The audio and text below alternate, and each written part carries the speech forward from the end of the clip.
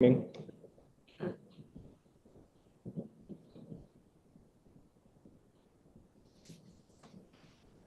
we're live. Welcome to Thoughts on Thursday. I'm Dr. Al Freeman, Director of LCMS School Ministry, and it is a joy today to kick off our new Zoom series on Thoughts on Thursday. Today is all about accommodations. I'm here with Will Van, Manager of Online and Support Services. It's only taken me like 8 Zoom sessions, or Zoom events to finally maybe get that right. 10, but who's counting? True. Yeah, good point. And Dr. BJ Weimer and Kathy Krause, and I will introduce both of them in a second, a little bit more. But let's open in prayer, and then after that, introduction of BJ and Kathy, and then they will give us a great presentation and some discussion on accommodations today. Let us pray. Heavenly Father, we give you thanks for this wonderful and glorious day as we come off of celebrating significant church events the past couple of days as well. We ask you be with us today, be with BJ and Kathy as they present, be with us all as we discover ways and opportunities to help those in our classroom to achieve, to excel, to succeed, knowing that each one is a unique gift from you and that we all are fearfully and wonderfully made and in your image, and that you have called us to help those in our classrooms and beyond to reach their potential that is God-given. Help us always in all that we do to especially spread that gospel message and allow them to know you as Lord and Savior, and to know that they are created in his image and that they all have wonderful gifts and opportunities to serve him ahead of them in their lives. Be with all of our Lutheran schools, all of our church workers as they carry out your precious gospel message each and every day. In your son's name we pray. Amen. So with us is Dr. BJ Weimer, who is, and I'll read her bios here. We've got two just outstanding individuals to discuss over the next 3 Zoom sessions, events that we have. BJ has served in the field of special education for 46 years as a teacher, administrator, and university instructor. She has worked with students from preschool through graduate levels, but her favorites are the 5th graders, which that might be a discussion question for later as well, why 5th graders. She is a national teacher trainer and a professional senior consultant for the Spire Reading Intervention Program. Has a passion for students and their families, which has led her in many volunteer capacities, including the National Board of Directors for the Learning Disabilities Association for many years. She is currently the program administrator for LASE Special Education, which is based in St. Louis, and LASE serves really all over the Missouri district. A lot of programs in the greater St. Louis area and beyond, but certainly throughout the Missouri district. She is happily married, which is always great, right? And is a mother of 3 growing daughters and a proud grandma of 4. We were just having those discussions before of BJ growing up or having a young family in her neighborhood and now seeing the neighborhood change, and she and her husband having a great time with that. Kathy has 30 years of teaching and administrative experience in both Lutheran and public education. Currently a director for the Lutheran Special Education Ministries, which many of us in Lutheran schools know as they are in several states throughout the United States, serving our Lutheran schools. She has a national, international focus on supporting students with learning challenges in non-public schools and Christian churches. Special education teaching experience from preschool to university. Develops and presents professional development topics at schools and district teacher conferences related to assisting students who are academically challenged. Blessed mom of 2 and a grandma to 3 beautiful and brilliant young women. It is great to have BJ and Kathy with us. Obviously, a wealth of knowledge, experience, and everything else. So first, a great big thank you to both of you.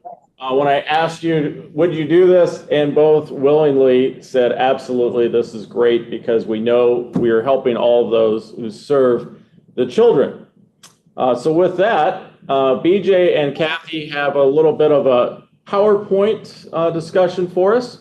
We will then have time for question answer session after the PowerPoint is finished, at which time it's always good to put those questions in chat. Feel free to do that as the PowerPoint goes. You don't have to save the questions for the end.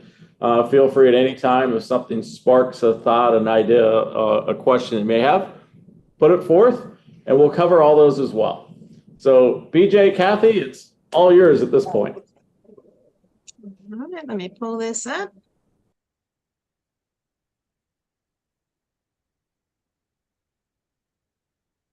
Well, we thank you, Al, for that wonderful introduction. Today we're talking about classroom accommodations. So let's start the PowerPoint. It's not sharing, so let me go back and see. Oh,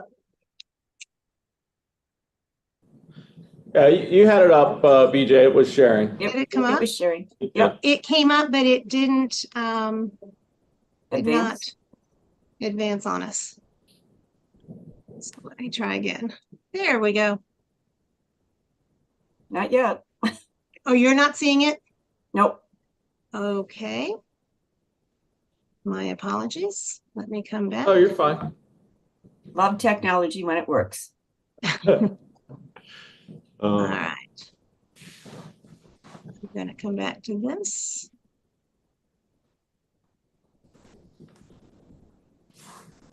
There we go. You're seeing it, correct? Yep. It needs to go back to the beginning, though. There we go. Okay, now let's try that. There it goes. Okay. So the who and why. So let's look at this for a minute.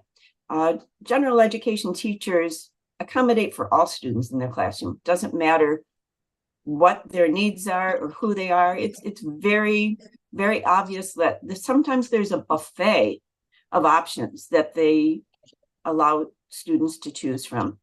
But then there are those students that usually fall under the heading of those students that BJ and I look at and work with, students that might have some different need than our typically developing students, such as maybe attention deficit, anxiety, or actually a disability that's been actually diagnosed. So what we look at then is an accommodation plan that we can put together for those students. So this accommodation plan can support the needs that these students might have. But we want to make sure that we have documentation and data to support the reason for an accommodation. So perhaps there is a physician's note that talks about a child that has an anxiety disorder, or maybe a diagnosis from a public school or an agency that a child has a learning disability in any number of different areas. So then we look at writing a plan that outlines the needs and the reason for these accommodations to be met. And we always want to make sure that those of us who write the accommodation plan speak with the parents ahead of time, and also with the teachers that are going to be enacting these accommodation plans in their classroom. And lastly, we always want to make sure if there are any accommodations made for a student, that we make sure that is documented on a report card as time goes on. So let's now look at the difference between two very similar words that are used interchangeably sometimes. So the word accommodation and modification are often used synonymously, and we must make a distinct difference between those two because they are completely different. An accommodation is how a child is changed in their learning environment. How do we change learning for a child that needs an accommodation plan? A modification is what a student is changed for their learning experience. So let's look at a little bit of a difference here. An accommodation plan might be that a student could do an oral presentation rather than a written one. It could be a group of matching areas in a test that are chunked rather than a large list that can be confusing for somebody who has processing issues. Now, on the other hand, a modification is actually changing possibly the curriculum or the expectations you have for that particular child. And a simple example of that could be if you have a page of multiplication problems that students are supposed to work with. A modification for a child that has issues might be that they only do single-digit multiplication while the majority of the class is doing double-digit modifications. So now if we look at a chart that shows us a little bit about adaptations. So in this chart, you'll see a number of different areas. There is definitely one area that is a modification, and that could be the one down at the right-hand bottom corner, a substitute curriculum. That is a definite modification.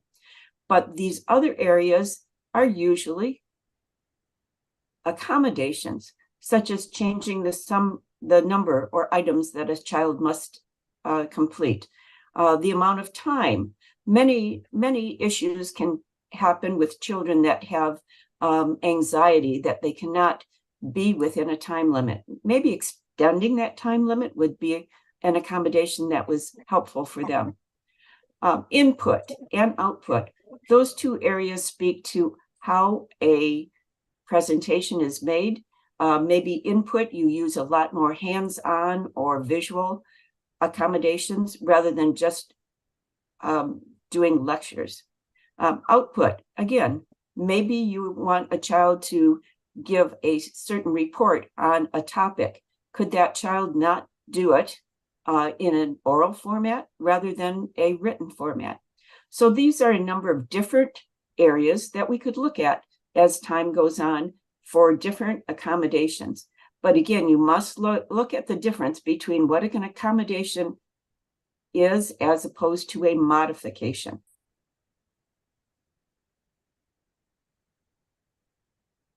So another issue that I really would like everybody to understand, in the public district, a 504 plan is usually something that is put together for a student that might need extra assistance. But please understand that this is a legally binding document. And you can see there when it was enacted way back in 1973, but it is legally binding. I would, and we rather, would like to strongly encourage you not to use the numbers 504 on any accommodation plan that you do, but actually use an accommodation plan. It provides the same type of purpose. It allows students with learning difficulties to have an accommodation as opposed to their typically developing peers, but it is more of a moral responsibility than that of a legal responsibility. And should you want a sample of an accommodation plan, we would be happy to send that out to you so that you could put your own logo on it for your students in your building. And now let's look at some rationale, BJ. Okay, so why have accommodations and what's the purpose behind them? Well, what they are not is just to make homework or tests easier, right? And they aren't intended just to ensure that our students' grades can be improved. And there are sometimes we have those conversations. But while they are used for learning and for assessment, it's really just about leveling. It's all about leveling that playing field for our students and leveling for everybody. So without accommodations, many of our students who struggle due to their learning differences, due to their social, emotional needs as well, various other circumstances can occur. They may not be able to access their grade level instruction. They may not be able to fully participate on the assignments and the assessments that they're given and keep up with their peers for that reason. For example, you have the student with dyslexia who can't read the word problems in math, but they do have the ability to solve that problem if they just knew what the problem said. or you have that child who's so completely disorganized, they can't complete their tasks. To get the task completed, to get the work completed during the morning. But if they had a checklist, then she could get everything done and know what she was missing. So by addressing those barriers, addressing those challenges that a child has in the learning process, then the accommodations actually create better access for these students. And that's what we're looking at. So basically, an effective accommodation will help students better access their learning, better access being able to complete tests. And basically, it's going to help reduce, even eliminate for some students eventually, the effects of a student's disability. It'll help them, and it could allow them to then demonstrate what they really know, what they can do, what they understand, the skills they've actually mastered. And in that process, they can then complete the same assignments, hopefully that others in their class, their peers, can do as well. Now, then on the next slide, you're going to see a great illustration of how this works when you're in a classroom with really diverse abilities. So this is an illustration that I use quite frequently when I do a professional development with teachers and administrators. I think this is very indicative of the difference between equality and equity. So in the first illustration, you see 3 young ones wanting to watch a baseball game, and everything's equal with them, is it not? There's a fence there that prohibits almost anybody from seeing over it. But in the first illustration, they all have equal access, supposedly, because they all have one box to stand on. Well, it's fine for the tall person, and actually the middle-sized child, it's okay.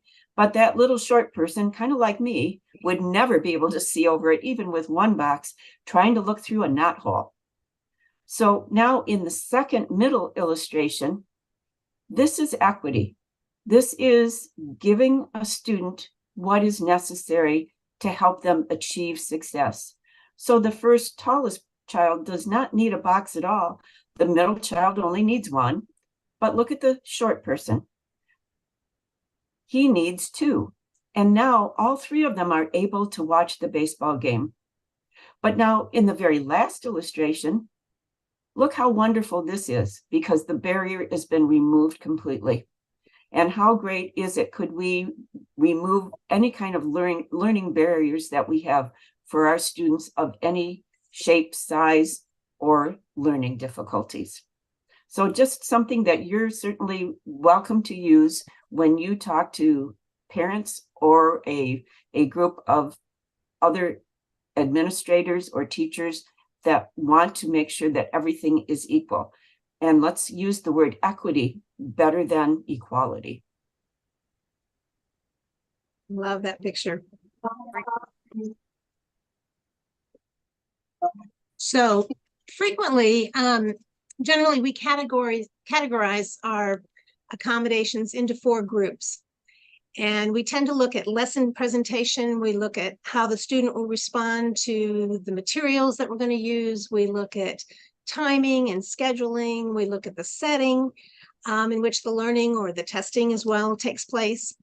For today's conversation, we've actually expanded this a little bit to look more specifically at assignments and instruction as well, and at the testing. We're also going to look at the impact that a student's social and emotional behavioral needs take on in the classroom setting. And then we're going to look at selecting it and think about too that selecting accommodations should always be part of that IEP process or the accommodation plan for students. And we need to ask some really specific questions in that process.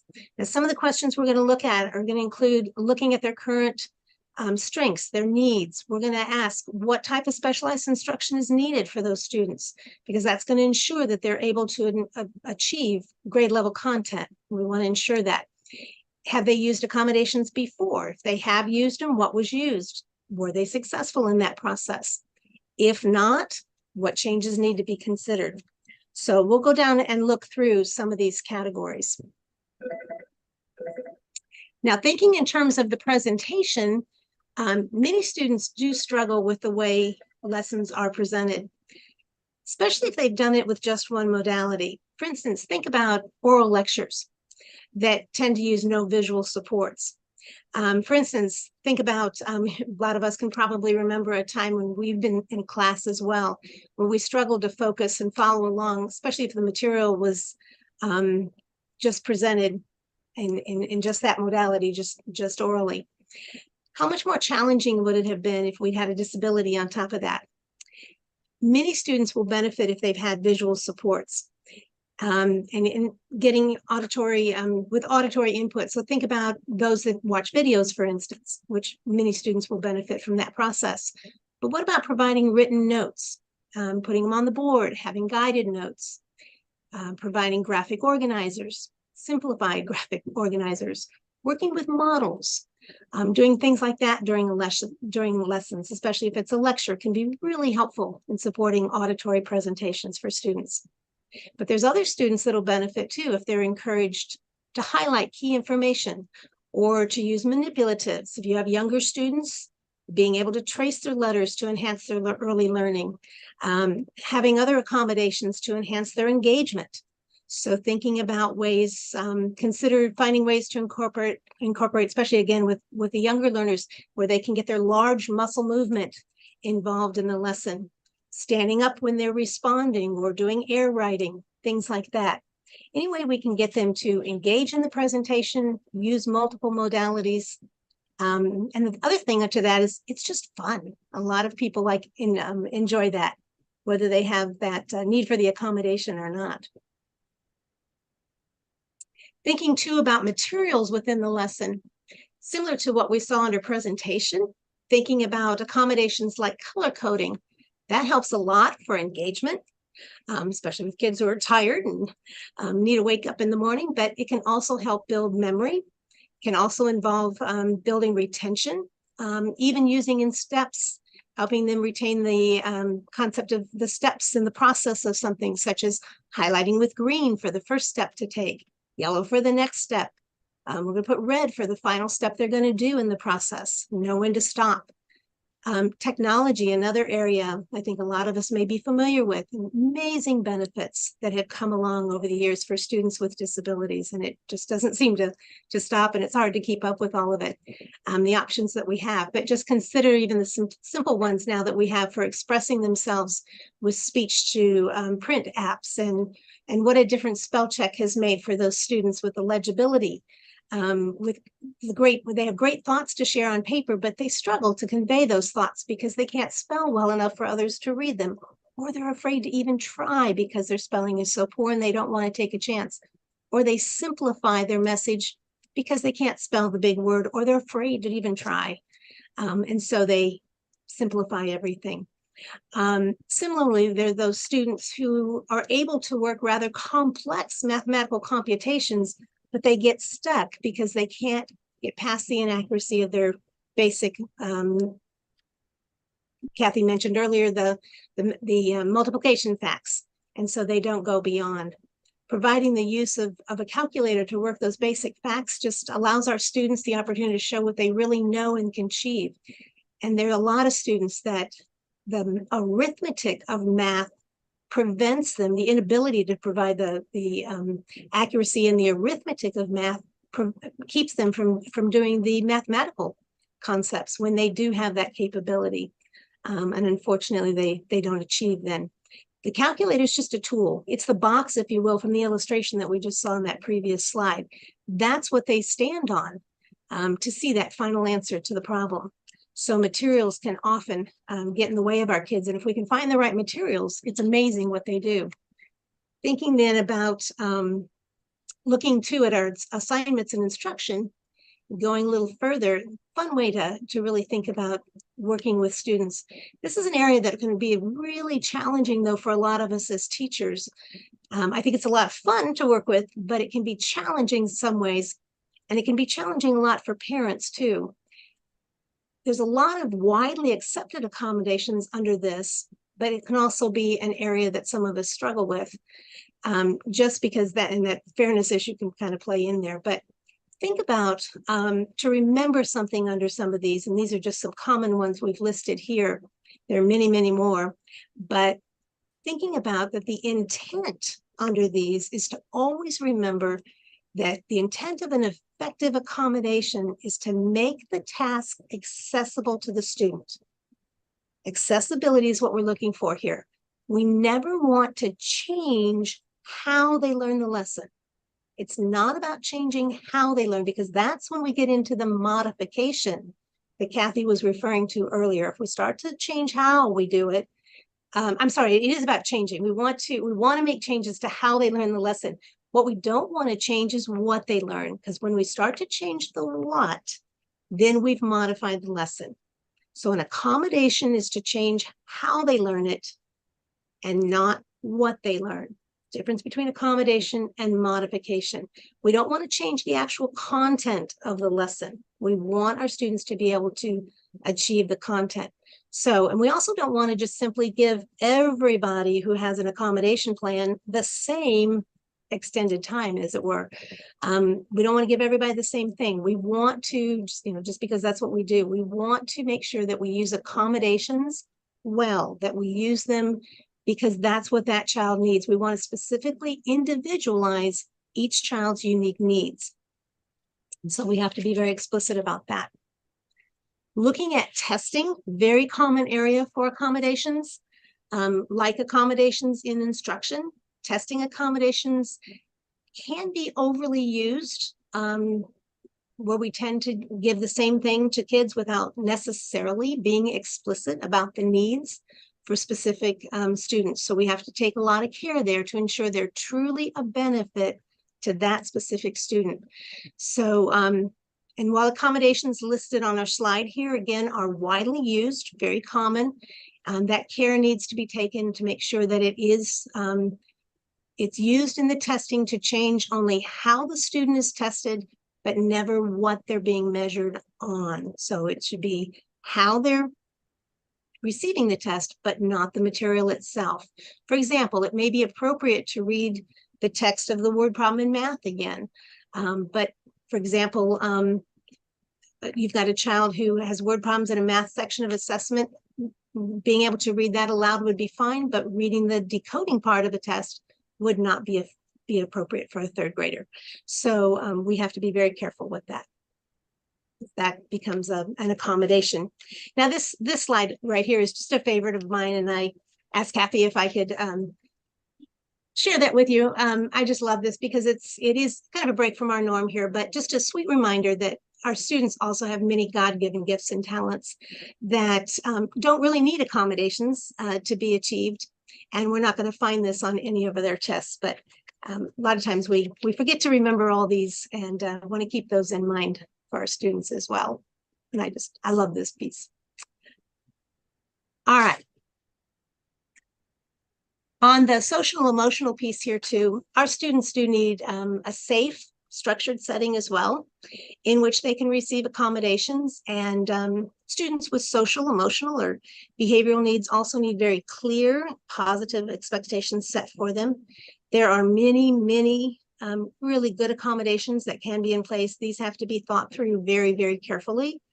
And we do have a list for you at the end that can be a help for this process. But we also need to address them. Some can be very simple. Simple things that can be considered, like the setting itself. It may be just softer lighting in a classroom. It may be variable seating options that can help with a student's needs in this area. Maybe something we don't think about, like just the olfactory, the smell of a classroom could bother some students, or the temperature setting of a room, things we often overlook. Might be something much more complex, like creating between the teacher and the student a personal cue to redirect behavior in a way that doesn't embarrass the student. Providing time in the day for check-ins with kids to see how they're doing and see if there's something that we need to provide them for additional support and various things during the day. Again, as with all the accommodations, that all of these need to be specifically chosen for each child uniquely and for the specific challenges that they have. So none of these come easy. I shouldn't say that. Sometimes they are easy, but a lot of times they do take trial and error. You have to try them, you have to reevaluate them, see what's the best match. And we'll take a look at that here as we wrap up at the end. But in the process, we do get creative too. So, and in that process, we do want to think about, and this is where it kind of gets really fun as a teacher, because getting creative, we get to really look at those unique needs of our kids. If the common everyday kinds of things don't seem to be working, we really need to stop then and think, and what's that process? Think about what the student's disability is, so that we are thinking, are we appropriate? Don't want to just do what we've done for everybody else necessarily. Then look at the specific challenge. What is it? What's the barrier? What's happening here? How is it affecting the child's learning or the assessment process for this student? And then ask yourself the questions. What is it that needs to be accomplished? What is it I'm trying to do here? What's my intent? What seems to be keeping the student from doing what I'm asking this child to do? And from there, then we can consider what could be done differently. What can be done to make that work for this student be accomplished? That's what the accommodation is going to be. What it is that I'm going to do differently. Different students in a class may have similar challenges, but need to have a different means to address that challenge. And the next slide here is just a really fun way that Kathy has found to accommodate some of these differences. So we look at a tic-tac-toe choice board for a book report. And as I was in elementary school or teaching in elementary school, there were always book reports we had to do. But here's kind of a fun way to do it. It can be a tic-tac-toe board. Now, the middle square should always be something that is necessary for everyone to complete.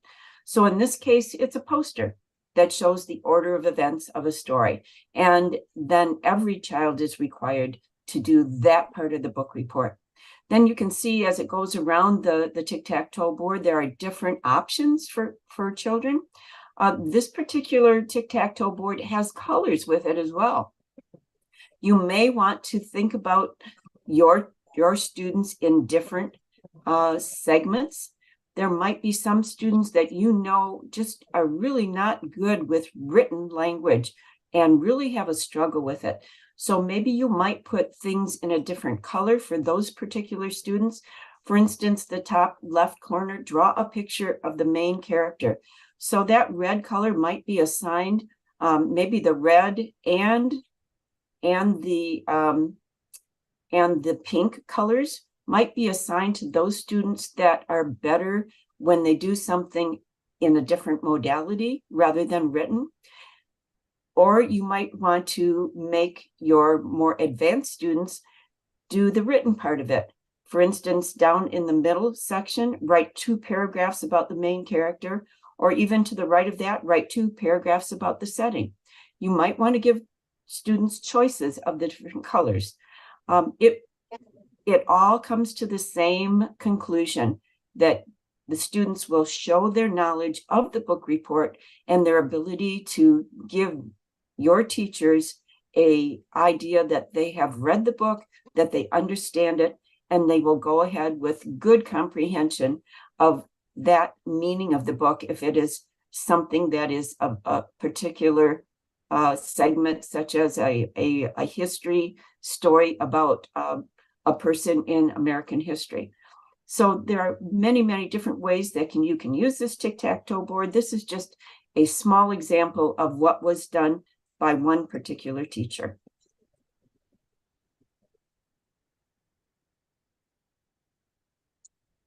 Now, once we have had accommodations in place, we definitely want to make sure that we evaluate them.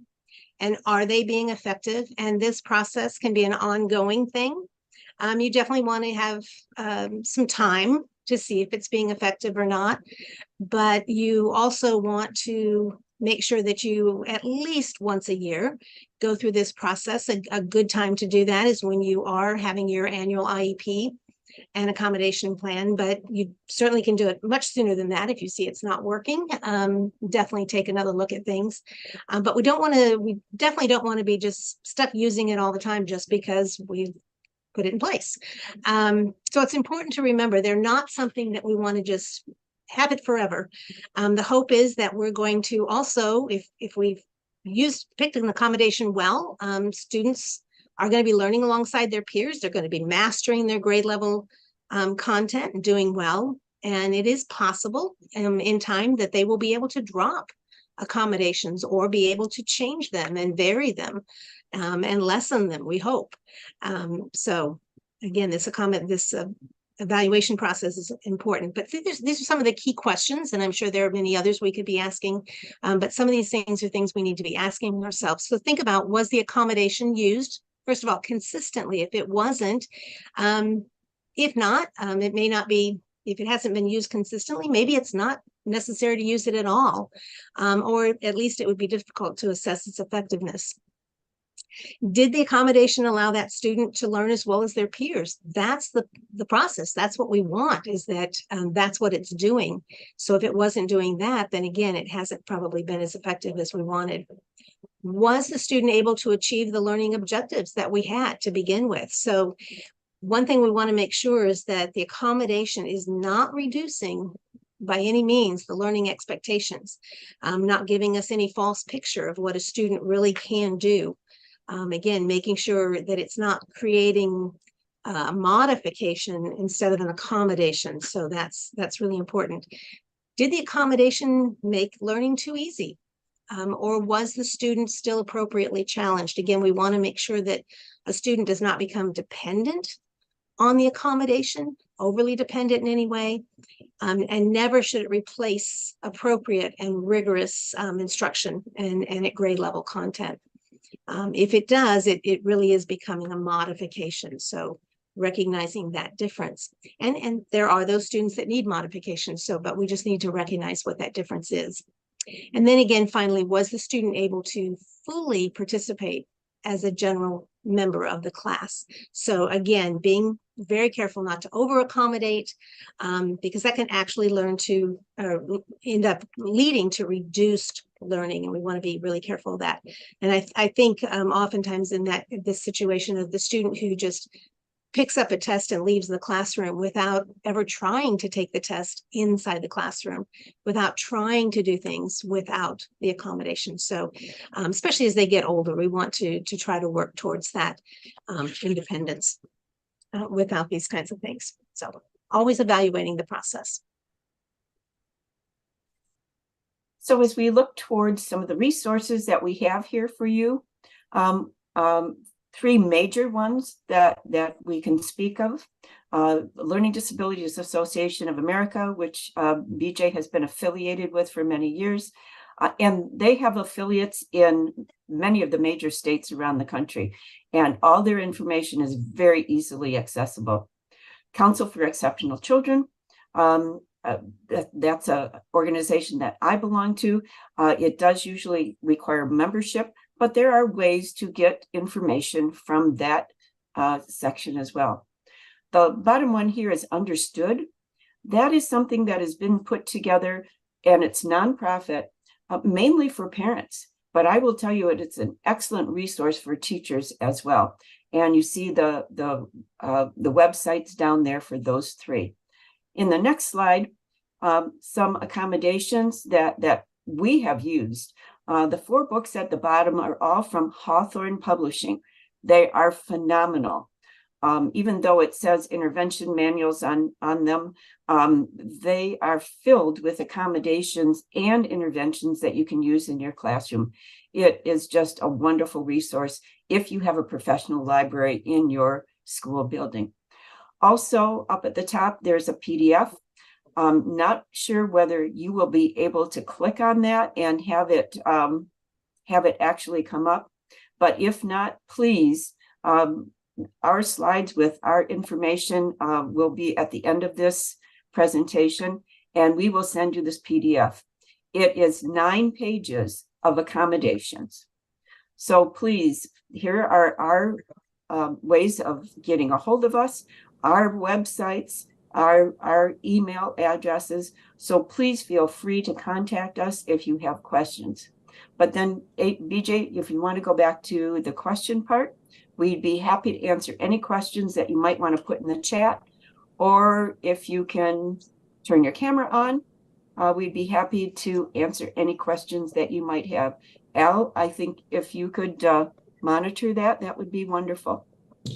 Yes, we are monitoring the chat, so if anyone would like to drop a question in there, and maybe to get us started, I've got a couple because I always have questions, you know. First, I will say this, thank you, great presentation, a lot packed into that time period. You know, I'll give a shout out as a teacher in my early years starting out. We had a fantastic special educator at our school.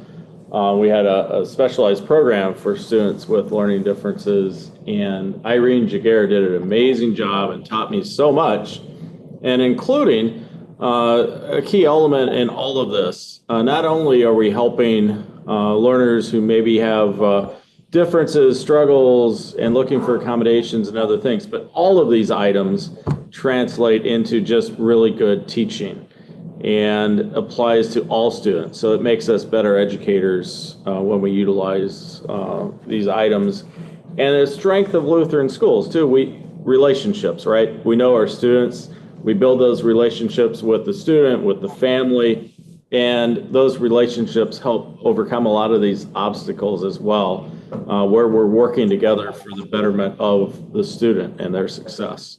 Let me ask you this. As a high school teacher, one of the things that was always a concern about having in our handbooks 504 or IEP, and you address that to accommodations, which I think is a key element for our schools to think about. But for us, one of those concerns sometimes is if we didn't label it a 504 or an IEP, it could translate to struggles in trying to get SAT extended time or accommodations for SAT or ACTs. Yes, that is very, that's the, yes, and that's one portion that I was going to bring up in the question and answer portion here, Al. Here in Michigan, the high schools that we serve here in Michigan have never had a problem with ACT or SAT having our students have an accommodation plan. However, I will couch that comment so that if you believe your district has a difference or a difficulty using just an accommodation plan, that in that high school setting, you may want to put the 504 designation on it, if that is a necessity to getting accommodations and like extended time on those ACT, SAT portions of college entrance exams. And for us, it was always about the documentation too, right? That's correct. You know, as long as we had really good documentation that this was consistently done and this was part of our accommodations, then we were able to at least, you know, if it got initially rejected by SAT or ACT, East Coast was always SAT, that we could appeal that and show that we had true documentation that this was consistently occurring. Yes, and that's a good point, and that's why I would be happy to share our accommodation plan that we use at LSEM, and I have shared that in the past. All I do is take off all the logo information, and then any school can put their logo on and use it as documentation too. Fantastic. Let me ask you just a very general question, because I think sometimes the terminology changes a little bit. What is the best way to describe it? Do we call it learning differences, learning opportunities, learning challenges? You know, what's the best just phrasing so that we can all kind of be on the same page and not you know, one of the struggles is always you don't want to address a child in a way that puts them already on the defensive in something, or the family, because you need to be able to work together successfully, right? And that's a good question. Go ahead, BJ. Well, Kathy, go. I mean, you're fine. I can get specific on later. Sure. It's a good question because if we look at IDEA, there are specific lists of disabilities, but in speaking with a child, it's always child first language, you know, a child with a learning challenge, a child with a disability. I know even in our setting as special educators, we struggle too. Do we use the words learning disabled? Do we use the words learning challenged? Do we use the words learning difficulties? I think it's a lot of semantics, but we want parents and students to understand that the challenges that they have, especially if it's a diagnosed disability, is something that doesn't disappear, but we can learn to help them cope with it and to learn specific strategies that will help diminish or lessen the difficulty between them and their typically developing peers. So BJ, go ahead and be more specific, please. Yeah, I think that's excellent. And that covers that in a more specific way. There are the specific and explicit diagnoses. So there are the 13 different categories under IDEA. And so when you look at a learning disability, that is a very specific diagnosis. And so when you use the word learning, a lot of people want to use the learning differences. If we use the broad term, of these students have learning differences, right? And within the broad system of our classroom, there are many learning differences. So that's happening. But there are students that have very specific learning disabilities. So that's a category within the broad umbrella of learning differences. So, but I don't get into those nuances with the parents unless we're looking at the specific diagnosis part of it.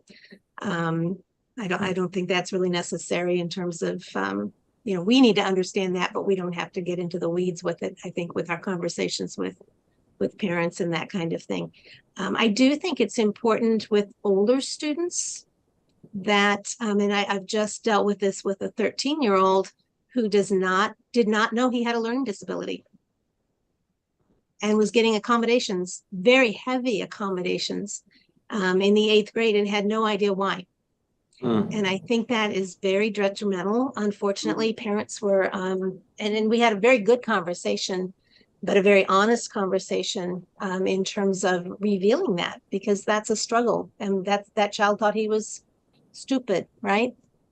And that's a child with a learning disability that was not at all, had very, very strong abilities, and with accommodations is doing well in school, but needed to understand why he needed so much support. And actually, this is a child that needed to pull back on supports, did need to be reevaluated for those supports. So, but that honest conversation needs to be had as they get older. So Kathy, as you said, students need to understand those kind of things as well and be honest in those conversations.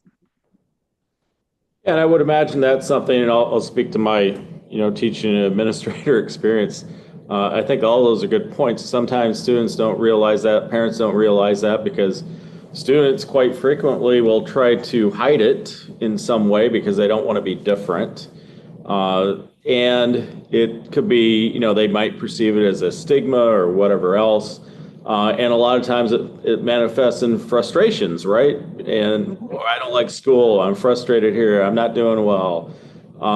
So when we have maybe an inkling that a student is struggling, it could be related to a learning difference, but they haven't been tested, diagnosed, or anything else at that point.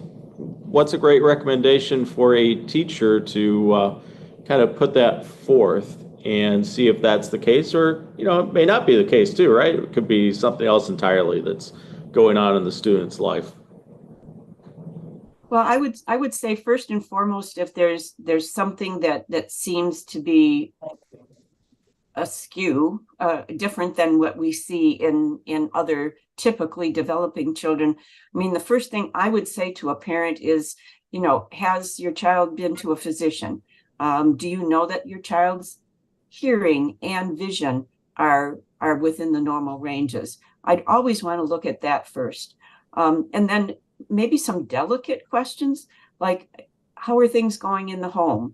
Do you know, as a teacher, you might know that there are problems in the home, and possibly there is a relative who is ill, and that can have all kinds of emotional effects on a student.